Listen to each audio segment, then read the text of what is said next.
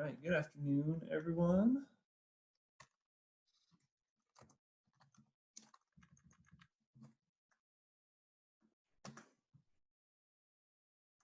Well, can you all hear me? Yeah, you good. Okay.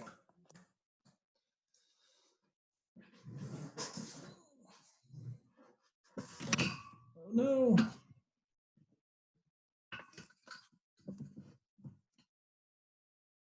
All right.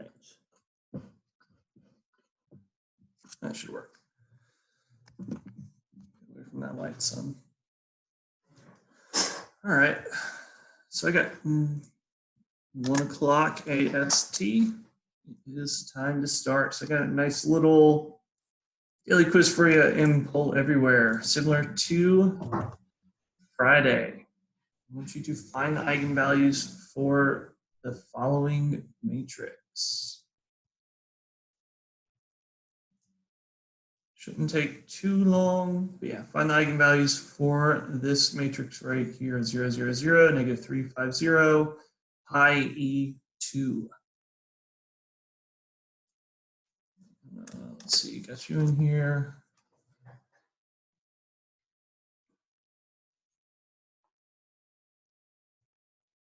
I need to take my meds.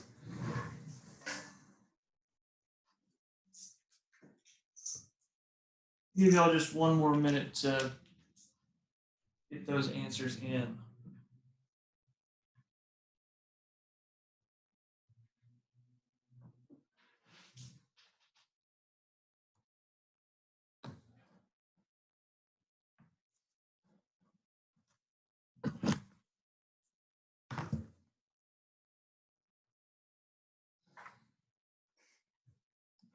Let's see.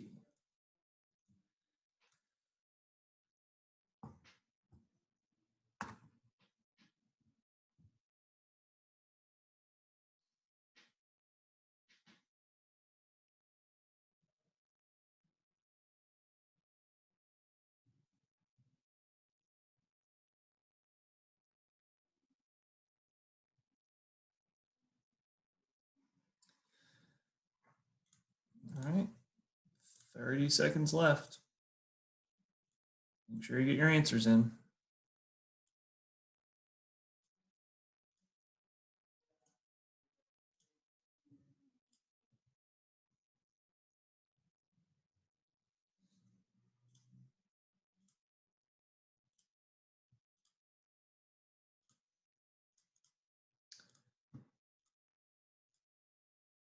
All right. I'm locking answers here in 5, 3, 2, 1. Locking answers. Now make sure you at least get in your best guess. There we go. All right, so most everyone got it correct. I think one person kind of got rushed at the end and might explain their answer. But the values are 0, 5, and 2. And one of the things that we talked about, one of the shortcuts, especially after Friday, seeing a similar matrix, if we ever have a triangular matrix, it just ends up becoming the product, or every element on the diagonal is your eigenvalues. If you'd have still done the calculation, you've been taking the determinant of the following matrix, 0 pi e 2 minus lambda. So it would have been a negative lambda if I do the determinant calculation across the first row. 5 minus lambda, 0, e 2 minus lambda, which would be negative lambda, times 5 minus lambda, times 2 minus lambda. And again, from there, you'd see that my eigenvalues are 0, 5, and 2. Okay. Any questions? If not, give me a thumbs up.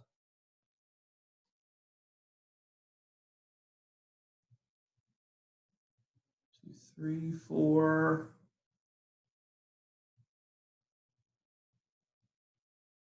All right, missing 2 people, but we're going to keep moving on because I don't hear a question either. So at the end of class on Friday, we talked, my notes so I get the definition exact, about similar matrices. Right, so similar matrices, we said B was similar to A if there exists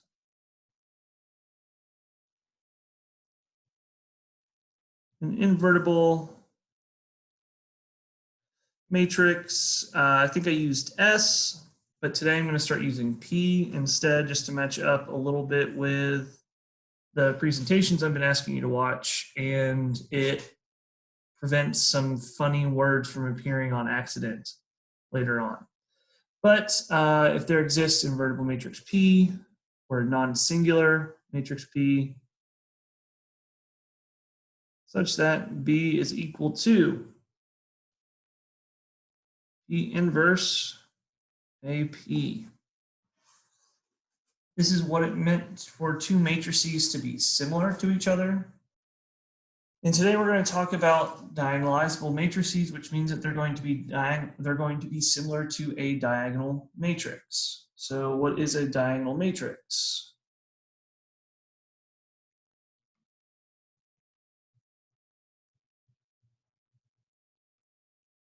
So a square matrix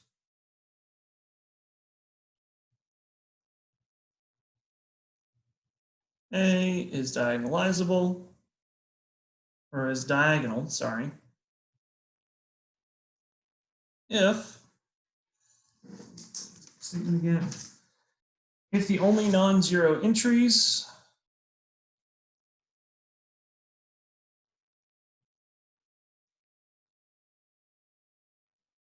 are on the diagonal.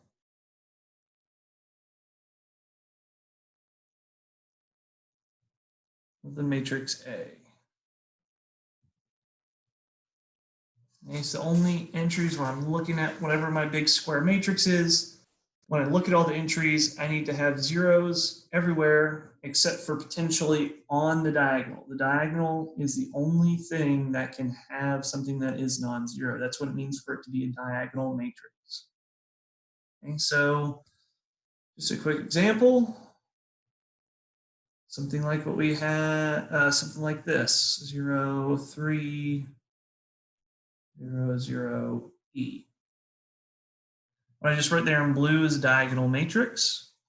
Right? If I look along the diagonal of that square, I see some non-zero entries. Right?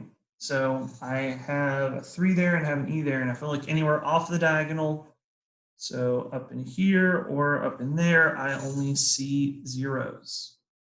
Okay? It doesn't matter whether or not we have zeros on the diagonal. It's more of we need to have zeros off the diagonal, only zeros off the diagonal. Okay, so that's what a diagonal matrix is, kind of what you want it to be from the definition itself. And now we want to figure out, okay, what is a diagonalizable matrix? Well, it's just a matrix that's similar to a diagonal matrix. So let's write out that full definition though. Definition. Square matrix A is diagonalizable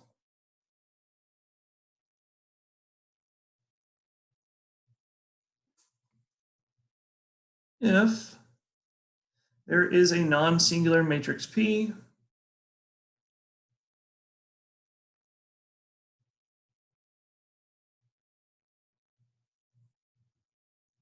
such that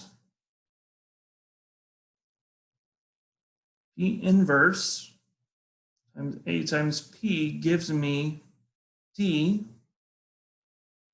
where D is a diagonal matrix.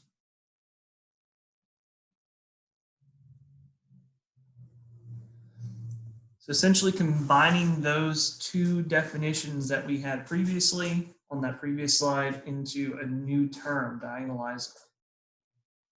Okay. So this would be saying A is similar to D and vice versa. Okay, it's similar to a diagonal matrix, similar to a matrix that has just elements along the diagonal. So why do we care? Oops, let me leave that there. Is a question, well, when we look at a lot of these systems that we've kept talking about, our matrix systems, this is what we care about solving. Right, we've noticed that if we can identify certain properties for that matrix A, it'll give us ways to solve the system. And depending on your problem, depending upon your field of study, these matrix systems will be describing different things, but we want to be able to say, okay, well, once I turn this into a matrix system, what does my matrix A look like? What are some properties that I can apply to that matrix? And then what are, with those properties, efficient ways to solve it? Now, with diagonal matrices, there's a nice benefit in that if I have to end up over time multiplying by that matrix over and over and over again, then it's going to actually make that calculation of that product of those A's much easier. Okay? So I think you should have that definition down. Just kind of, I'm not going to write out a full example of when this is, but probability matrices, neural networks is one nice, easy example off the top of my head, where you start with some initial data and you determine some initial data by multiplying it by a matrix A, which is full of probabilities. And it's the probability of two different things interacting. So you end up getting this A matrix that has a bunch of little decimals in it. And to figure out the probabilities after one iteration, oops, do first iteration. Well, what you do is you take your initial value, your initial data, multiply it by this matrix A, and this is going to give you some new information. Well, let's say I don't want to just do this operation once. Let's say this event happens again. Well, that means I need to take this new information and multiply it by this same process, by the same probabilities. So then my second iteration would be A times whatever information I got from that last iteration. Okay? But really, what this is saying is A times A, because of how we define that new information, A times A times X gives me X2.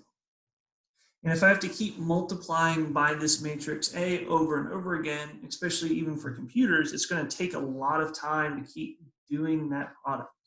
But if we have diagonalizable matrices, it actually makes the product a little bit simpler, actually much simpler. We have to do less operations. So before I just keep going on, y'all are silent. Maybe it's just the day after a holiday, everyone's tired.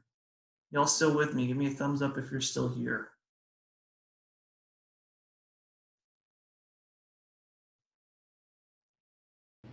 I'm still here. I'm still here. Yay, awesome. We're all here. Just wanted to make sure.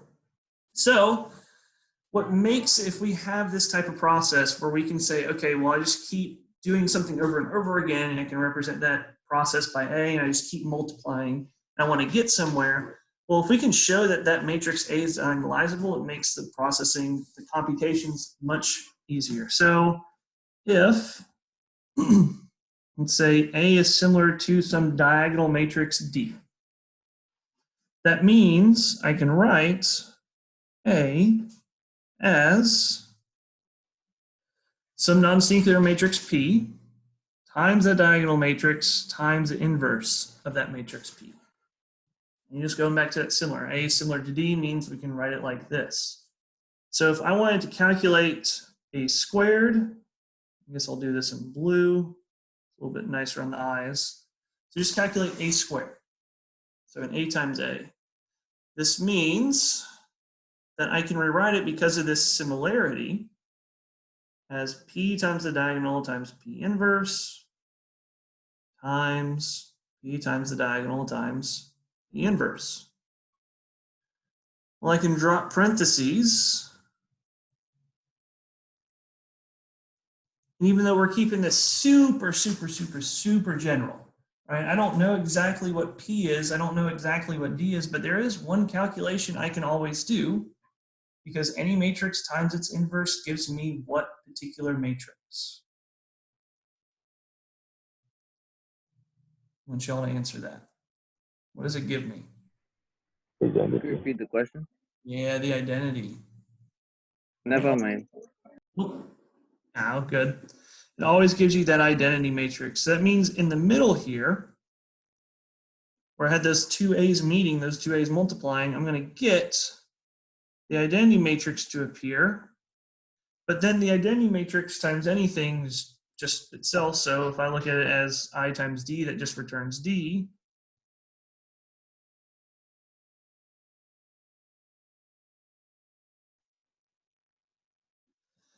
Or it's just the same thing as taking that diagonal matrix that it's equal to or similar to, squaring that, and then multiplying it on the left and the right by the P and the P inverse. And in particular, we get this nice little pattern that can always develop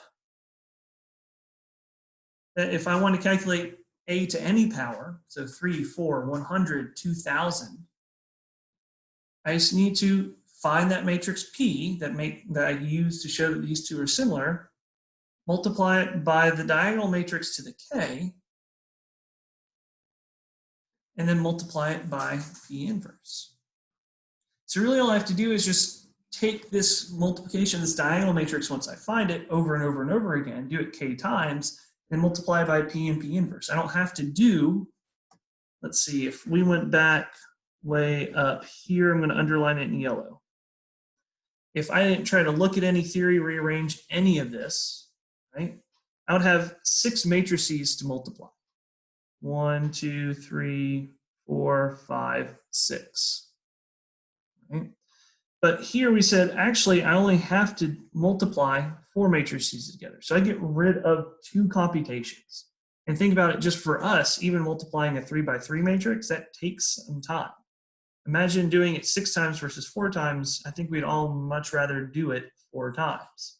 If you get up to A to the 6th or A to the 7th, that difference in the number of computations you have to make is much more drastic. I think if, let's see, I didn't have this prepared, but if you did A to the 6th, so this would be PD, P inverse, 6 times, so what, 6 times 3, you'd have 18 calculations, 18 matrix multiplications there.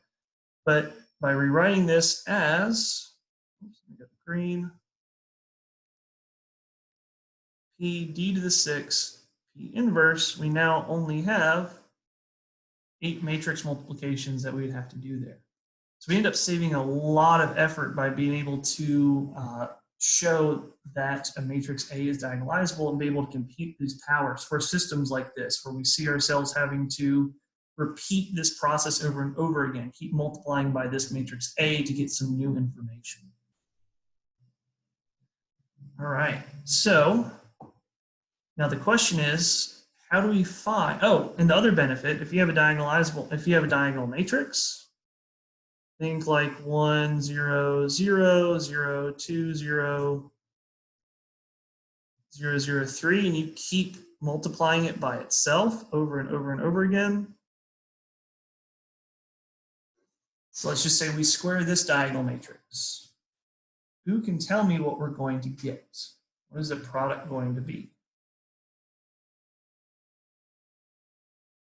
You watch the video. Along the diagonal, it'll be 1, 4, 9. Yeah, perfect. And everything would be 0 on the outside. Yeah, absolutely. Right? I just essentially am multiplying the elements on the diagonal together. If I did 1, 0, 0, 0, 2, 0, 0, 0, 3. Let's say I cubed it. I'll end up getting 1, 8, 27 with zeros everywhere else. So what happens is whenever my diagonal matrix, whenever I have a diagonal matrix, let's say we have D1, D2 all the way to Dn along the diagonals and 0 everywhere else. Anytime I have to calculate any multiple, all I have to do is raise each entry along that diagonal to that power. So D1 to the kth power. Second entry along the diagonal to the kth power. I keep doing that for all my diagonal entries. So really, even when I see, going back to talking about the number of matrix calculations, right? We said, okay, here, I only have to do 4, but 2 of those are really easy. Because once I have that diagonal matrix, calculating d squared just means I square the elements of the diagonal. If I wanted to calculate d to the 6th, like I wrote there in green, right? Well, that just means I need to take all the elements along the diagonal and raise it to the 6th power. So the amount of computations that we have to do is actually much, much, much less if I can identify this matrix as a diagonalizable matrix. But then the key is, okay, I need to identify as a diagonalizable matrix. Aaron, you told me to do that. That means I need to find, well, one, a diagonal matrix D, and then a non-singular matrix P. Well, the two things that we're going to use to get those matrices that will always give us a D and a P, if it is diagonalizable, are our eigenvalues and eigenvectors. Okay. So how to diagonalize?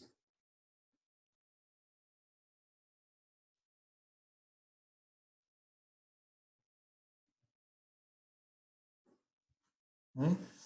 So find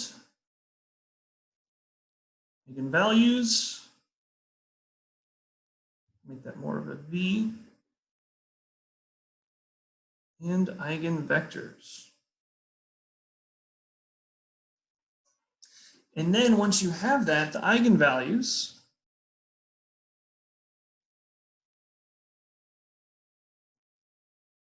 are the entries for the matrix D. That is, that if I had an eigenvalues, my diagonal elements just become what those eigenvalues are. I have zeros elsewhere. So this process that we've been fine-tuning, finding eigenvalues, well, this is what's going to allow us to create a diagonal matrix D. And then that matrix P is, once I've identified each of those eigenvalues, if I can find the eigenvectors corresponding to them, that P matrix is just going to need to be constructed where each column of this matrix is an eigenvector. And specifically, we need lambda 1 and V1, where V1 is the eigenvector for lambda 1. Has to be matched up that way. So whatever goes in the first entry of your diagonal, the eigenvector for that eigenvalue has to be in the first column. Lambda 2 has to correspond, has to have the eigenvector V2. That means if it's the second entry in my diagonal, the eigenvector needs to be the second entry, or second column in that P matrix, and so on. Lambda n needs to correspond with the eigenvector Vn. So the very last entry, that eigenvalue, its eigenvector will go in the very last column of P. Okay, so we already need to go through finding eigenvalues, eigenvectors. We get some information about it, and this is part of the reason why it's useful. Okay, it gives us this way to find this similar matrix, this diagonal matrix D, that is similar to our matrix A if it's diagonalizable. Okay? So we're going to go through an example. We're going to be calculating this stuff, and we're going to multiply them back together to show that these are similar. But this is the overall theory, kind of what you should have been getting from the two videos. So any questions, or if you're feeling good, give me a thumbs up.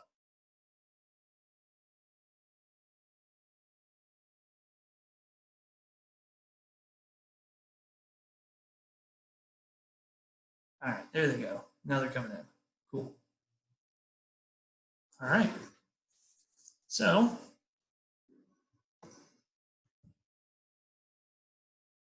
we're going to do an example. We're going to let A be the following 3 by 3 matrix: -7, -2, -12, -8, -1, -12, and 6 to 11. Our goal is to find that diagonal matrix D and that non-singular matrix P such that, such that A is equal to PD P inverse. And we want to find the diagonal matrix D in that non-singular matrix P. So hopefully Nabari will come back to us. I know there's been some internet issues, at least on the St. Thomas or St. Croix campus. Excuse me, Professor. What's that first value in your matrix? A11? There's Nabari. It's a -7. So it's -7, -2. Thank you. I can rewrite that. Absolutely. That's a little better.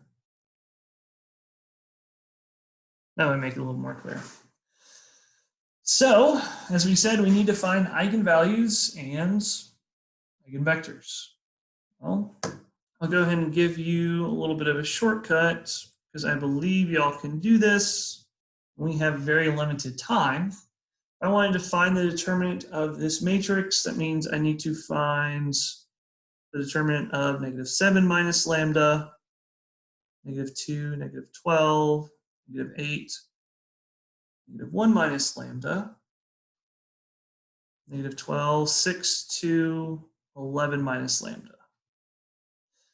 Now there's no nice easy row to pick, so you would go through one of the rows of your choice, you calculate this determinant, and you FOIL everything out. You'll get that the characteristic polynomial for this is -lambda cubed plus 3 lambda squared plus lambda minus 3. Now I want to find the roots of this. I want to find the roots of this. There's a nice little factoring technique for quadratic or cubic polynomials that you may or may not remember. Factoring by blank. Anyone remember? Factoring by blank.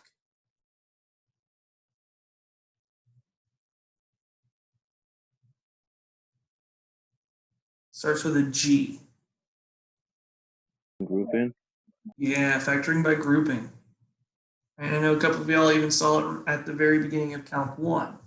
We've seen it show up occasionally, I think, for some of our problems. Yeah, factoring by grouping. Look at the first 2 terms. Look at the second 2 terms, see what they have in common, factor them out. Well, the first 2 terms, what do they have in common?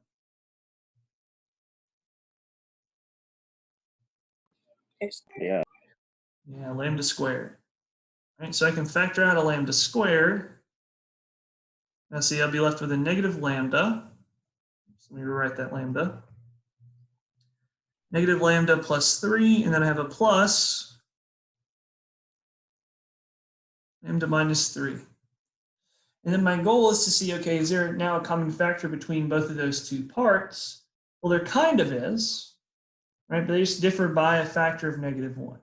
Now, how you want to deal with this is your choice. You could factor out another -1 from here. You could factor out a -1 from here. It doesn't really matter. But what I did in my lecture notes is what I'll do here. Is I'll factor out a -1 out of that negative lambda plus 3. So then I now have negative lambda squared times lambda minus 3 plus lambda minus 3. And now these 2 terms both have what in common?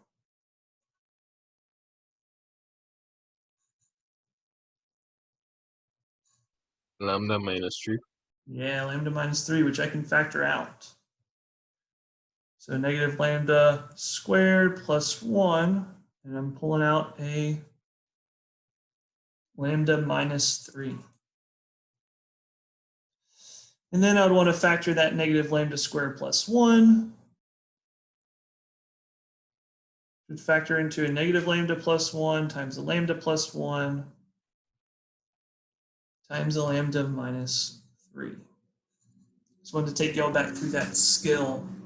It can be useful for cubics. Okay. So what does this make my eigenvalues?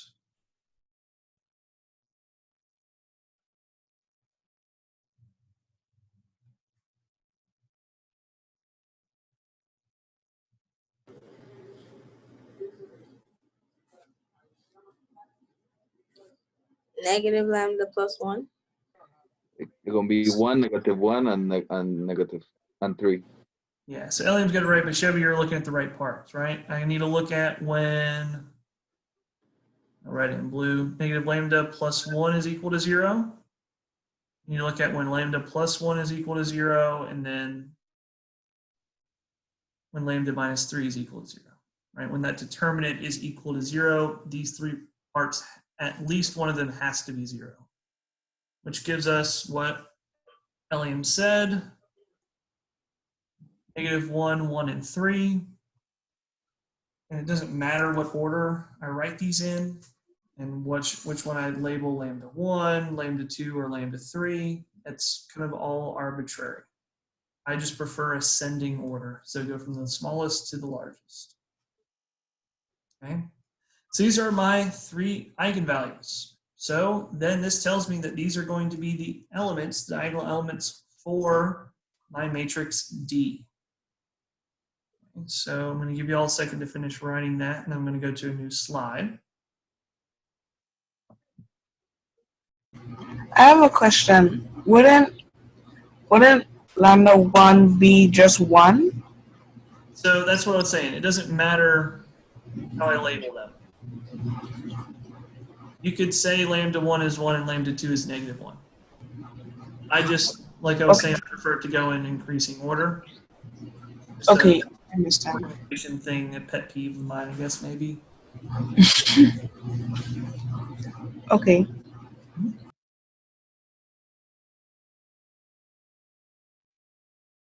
All right, so let's go to a new slide.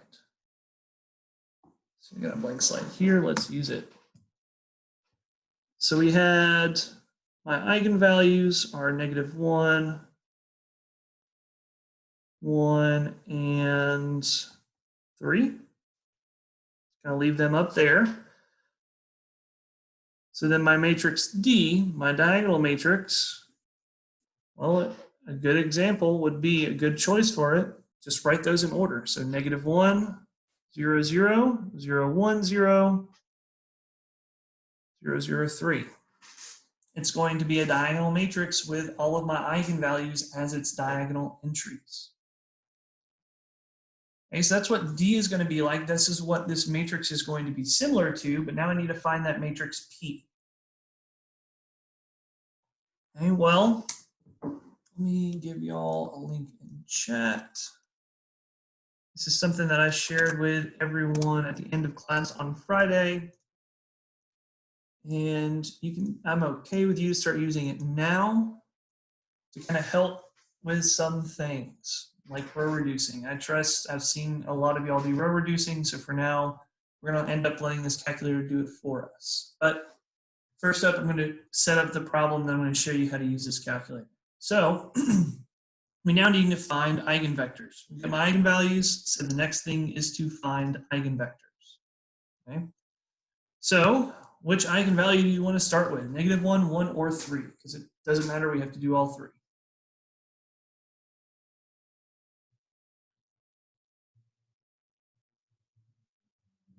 Negative 1. Yeah, negative 1, sure. Whoops, how did that switch to yellow? All right, let's start with negative 1. So I need to find an eigenvector for negative 1, which Consequently, through the process that we've built, you're also going to find the basis for the eigenspace, but I just need an eigenvector for this thing. I need an eigenvector, which means I need a solution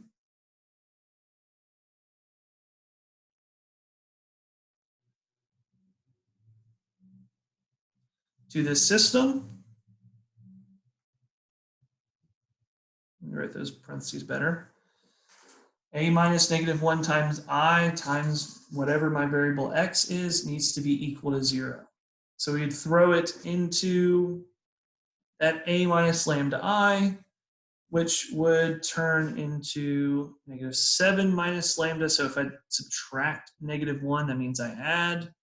So let's go ahead and write it. This will be a 6, -6, -2, -12, -8. Just, I guess, let me write it up here in green.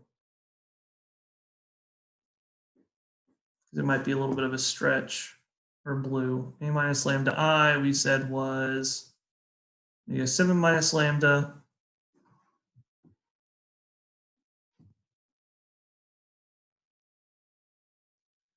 -7 minus lambda, -2, -12, and -8, -1 minus lambda, -12, and 6 to 11 minus lambda.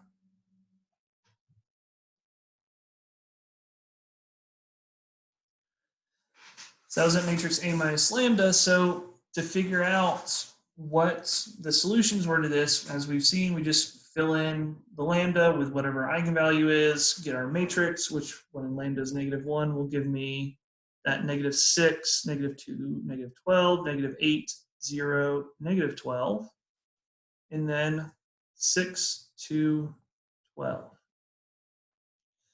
And what we want to do is row reduce. We'll reduce this to some matrix. Okay? And that matrix, I'll show you how we do it in that calculator here in a second, because if I switch to sharing screen, I'm going to lose the whiteboard. But it row reduces to 1, 0, 3 halves, 0, 1, 3 halves, 0, 0, 0. Which then tells me that solving this system, the first variable plus 3 halves of the third variable has got to be equal to 0. The second variable plus 3 halves of the third variable has got to be equal to 0. And x3 is what? The third variable is what? 1. Not 1. Well, you're gonna pick it to be 1. That'd be the easy choice, yes. But it's a free variable, right? I can pick it to be anything. And I'm gonna have, I guess I'll just come up here so I've got some room. This tells me then that x1 has got to be -3 halves. Ooh. -3 halves of whatever my third variable is. X2 is the same. -3 halves of whatever my variable is, and x3 is free. So then all of my eigenvectors are going to look like the form take some constant, multiply it by -3 halves, -3 halves, and then 1. So yeah, that's what you're talking about, Eliam. Just choose it to be 1. But even though I have this nice general way to find any eigenvector for this eigenvalue -1, I can just choose the easiest one I see right here, which is -3 halves, -3 halves, +1. Okay. So I'm going to give you all a second just to finish writing that down. Give me a thumbs up when you're done writing so I can share screen, because I'm going to lose all of this. Won't be able to come back to it.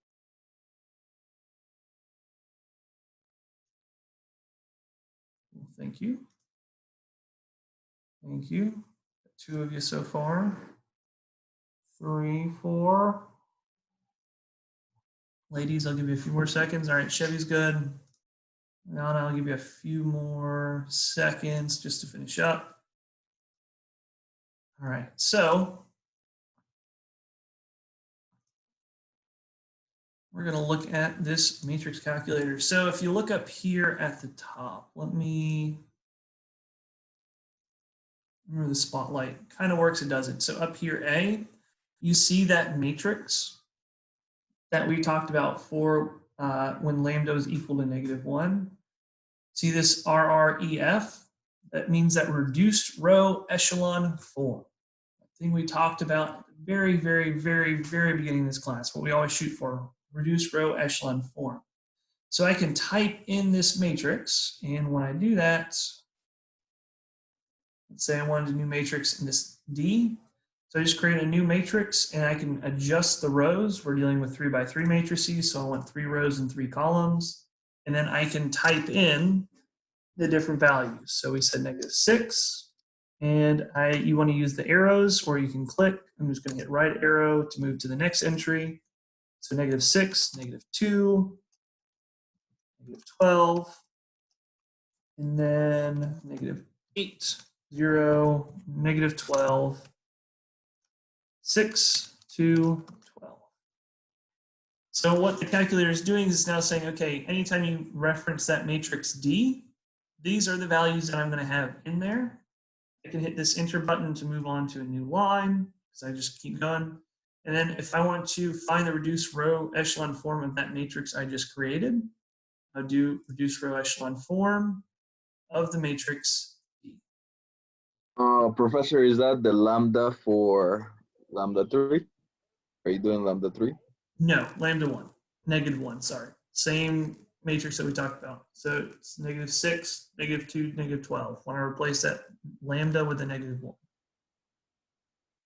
Okay. And also there's this nice little cool button right here. I prefer y'all to use fractions, and proper fractions are the best. Please don't use decimals. But you can switch between decimals and fractions where possible. But this is how I got that matrix for a reduced row echelon form, and then solved that to end up getting our eigenvectors. And as you see up here, I've done the similar things. So for, I guess I can't fit them all in one. For lambda being +1, so let me write lambda being +1, so we call this our second eigenvalue. This would be the matrix that I get from that A minus lambda I. So this would be subtracting 1 from all of my diagonal entries, and this is what I get. And if I were to reduce it, I'm going to end up with x1 plus x3 equal to 0, x2 plus 2x3 equal to 0, and x3 is what variable? What type of variable? Free. Yeah, it's a free. Oops, I don't want to write that. Sorry, I'm trying to get better with writing with my mouse. So x3 is free. I say getting better, and then I write free like that. Ugh. Anyway, I rearrange this. I figure out what x1 and x2 need to be, factor out the x3, and I see that all eigenvectors for lambda being equal to 1 are of the form -1, -2, +1. So then a nice choice for an eigenvector for my second lambda value would just be -1, -2, +1. So then for the third vector, when I subtract a 3, this is the matrix that I get, so A minus 3 times I, and I row reduce, I end up getting this system of equations. So I'll kind of do it over here on the far left. You That tells found me- oh, what's up? you found -1, you found 1, and now you're gonna find the 3. Yeah. So let me write it over here. So for -1, that's where you found -3/2, -3/2, and 1. Yep. And You can write it all here on the screen. Sum it up a little bit better. So that was for lambda 2. So I want to draw. Kind of box that in for, I guess I'll write up here.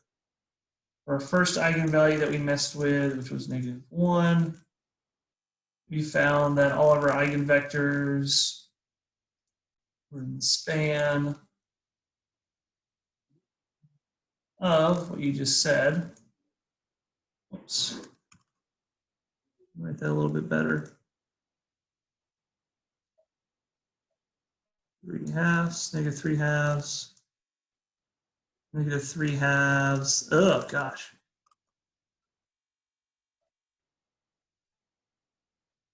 And then +1. And we said, okay, well, I don't have to use anything crazy in that span. I can just use what I see right there, that -3 halves, -3 halves, +1. So what you mentioned. And then if we do this for lambda 3, so our third eigenvalue, again, I'd plug in lambda being 3 into that matrix that A minus lambda I. This would be the values for all the entries that I'd get. I would row reduce it. I'm left with x1 plus x3 is equal to 0. I'm left with x2 plus x3 is equal to 0. And x3 is again free. You have a free variable. I wrote free better that time. Either way, this gives me that x1 is the negative of whatever the variable is that I choose. x2 is also negative of it. And x3 is free still.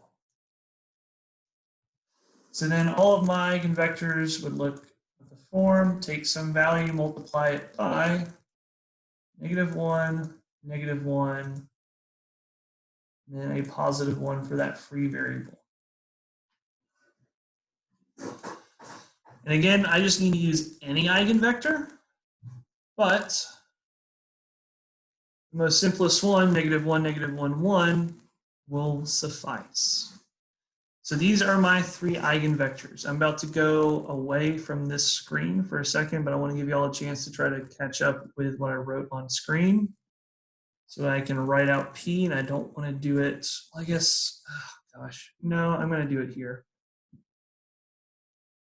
Because I want to show y'all more stuff on here. So we said our diagonal matrix D would be -1, +1, and +3. Now my matrix P, that non-singular matrix, is going to show me that these two things are similar to each other. Well, since my first eigenvalue is -1, I'm going to use an eigenvector from it. And that will be in that first column. So it'll be a -3 halves, -3 halves, +1. I look at my next eigenvalue in that diagonal. Second one that I see is a +1, so I go where my lambda was +1, find an eigenvector for it. That's at -1, -2, +1. So -1, -2, +1. And then for the last eigenvalue I had was 3. Go find eigenvector for it. It's -1, -1, +1. So this would be my matrix P. This would be my matrix P, where again, that first column comes from an eigenvector of my first diagonal entry, -1. Second column comes from an eigenvector for my second diagonal entry, +1 and 3. I And have a this, question. oh, let me finish this real quick. This is what gives us that our matrix A is equal to P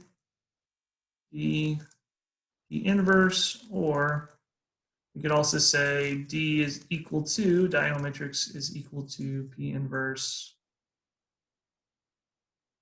A P, just by multiplying both sides of that equation. All right, what's up, Ellen? As long as you find D and P, it means that the matrix that you started with is diagonalizable. Yeah, so we're going to talk about properties you can look for because there's some things you want to look for along the way to even know if it's going to be diagonalizable or not. Because sometimes matrices won't be diagonalizable. But we'll talk about the properties to look for kind of on Friday. I just wanted to make sure we went through an example of when it is possible, how to get them. Okay. So let me stop writing. And then what I wanted to show y'all is, you notice here, I rewrote my matrices. They're defined differently because I needed new letters. But this is that matrix P that we were talking about, right? Negative 3 halves, negative 3 halves, 1, negative 1, negative 2, 1, negative 1, 1, 1. And then my original matrix that I started with, right? When I was trying to see if it's, or how it diagonalizes. So negative 7, negative 2, negative 12, all that stuff. So we look at that product. So if I take the inverse of this matrix that we found, so doing this calculation right here, see if I take that inverse, multiply it by my original matrix, and multiply it by that matrix of the eigenvectors again, look at what the product was. That diagonalizable matrix that we found. Okay. And if you'd flip it up, I'm already over time, but if you'd have put my diagonal matrix in here and flipped where my H and H inverse are, so i.e. doing this calculation, you'd see that you get the matrix A. I'm already way over time. I want to make sure we get out of here on time like usual. I don't think I have any other, yeah, you don't need that. All right, so questions. In this matrix calculator for like this row reduction, if y'all want to use it, you can. Notice it also gets you your determinant. So if you need to do any determinant calculations, you're more than welcome to use it. It can calculate inverses for you, transposes, powers, things like that. You're more than welcome to use this on your homework. But sorry, ask for questions and I kept talking. Now I'll actually ask for questions.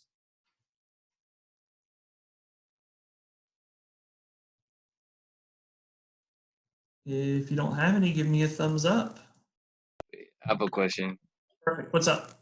Can you scroll along to where the answer is either that's A, right? Yes, A.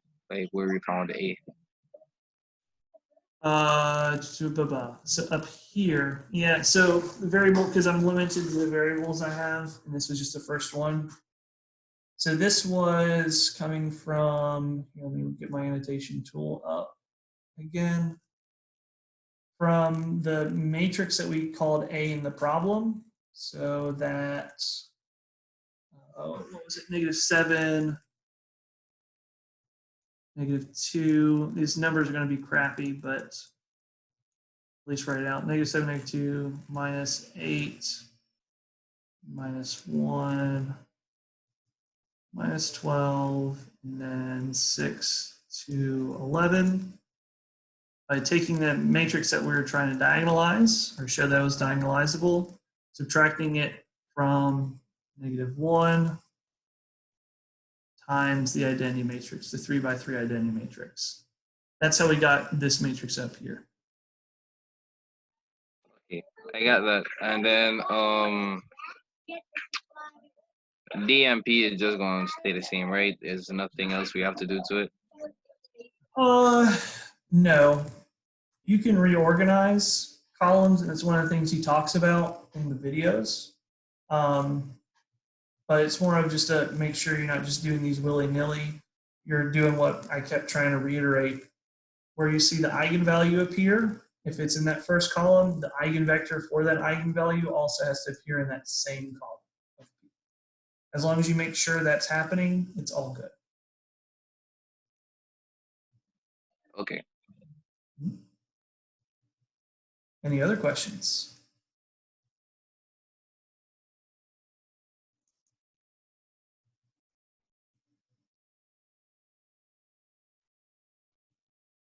All right, I'm not hearing anything. So I'm going to stop the share. So we're going to lose this. But it will be in the recording at least. So, and if you got no more questions, you are free to go. You are free to go. I will see y'all on Friday. Okay, have a good week. You too.